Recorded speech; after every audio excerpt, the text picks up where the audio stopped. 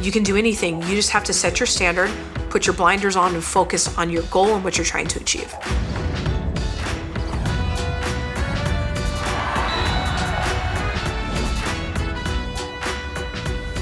I'm Gary Striewski, ESPN host, son of a military veteran, and proud homeowner.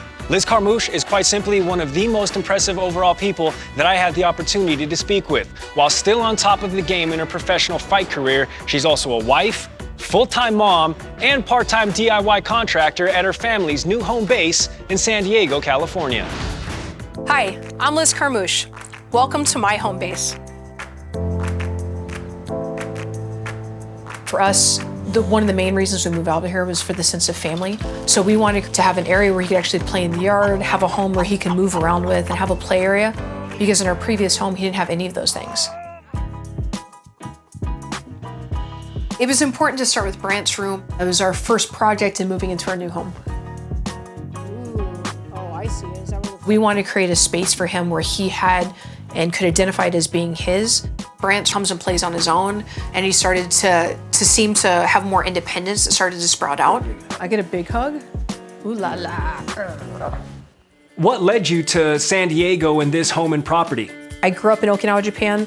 I joined the Marine Corps, and that's what brought me out to San Diego. I actually, similar to you, I lived abroad. I lived in Korea a couple times. I was actually born in Korea on a military base. So was your time spent in Okinawa, was that a family thing, or was that the military that took you there? My father was in the Air Force, and he got stationed out there. And I was fortunate enough to be around every branch of the United States Air Force, Marine Corps, all the branches. And the Marine Corps is what really stuck out to me as embodying every aspect of every part of the life that I wanted to be. When you were 19, 20 years old that you decided, I'm gonna enlist in the Marines, what was that decision like? I wouldn't be who I am today had I not made that decision. And I knew that that meant I would deploy to Iraq, potentially Afghanistan. But I knew that college wasn't really a good fit for me, but the military is what spoke to who I am, and it became a core part of my life. Out of the hundreds of responsibilities underneath the Marine Corps flag, how did you get paired up with electricity? The problem was when I joined, I took the ASVAB, and he's like, look, you scored the highest, you can do whatever job you want in the Marine Corps. I was like, great, I want to do special forces. You can't because you're a woman. Okay, I want to do counterintelligence. You can't, you're a woman. So once he eliminated what I could and couldn't do, and he separated based on male and female, it was really limited options.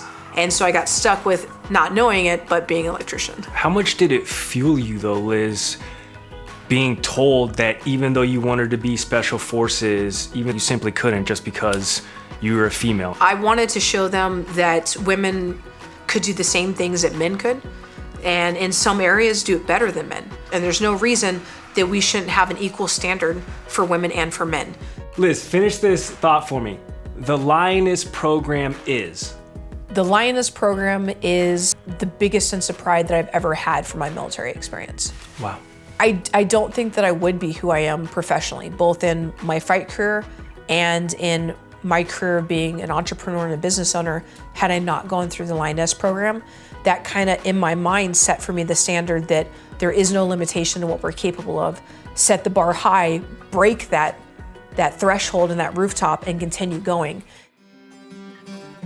Because I was an electrician in the Marine Corps, we have talked about me potentially doing a lot of the electrical. And one of the things I did do when we moved in is just do a verification of the electrical, see where some of the issues were that we needed that just demanded being fixed immediately. Try and make more additions, probably change the counter space, just to give more of that barn look, which is what we're doing with having the red theme. We've also added in our red hutch so that we can keep on going with that barn lifestyle and that barn look. We wanted to be as self-sufficient as possible, so we're starting to plant trees that are fruit trees, and then more and more of the livestock that we're gonna have is gonna be animals that can contribute to our lives so we can be a sufficient family living on our own, with even our own eggs that we've had coming from our own chickens that we keep. Do you want to pet mine? Hi, Lucy. This is my wife, Braylon, and we're here in our backyard space. One of the biggest things we were looking for in a home is an area that had acreage and actually had a yard. We're such an outdoor family that having a large space like this has been wonderful because we can have different play spaces for my son, as well as areas for us to do fun things like riding on our bikes, play with the animals, and train with the dogs. I train service dogs for veterans. Sits good.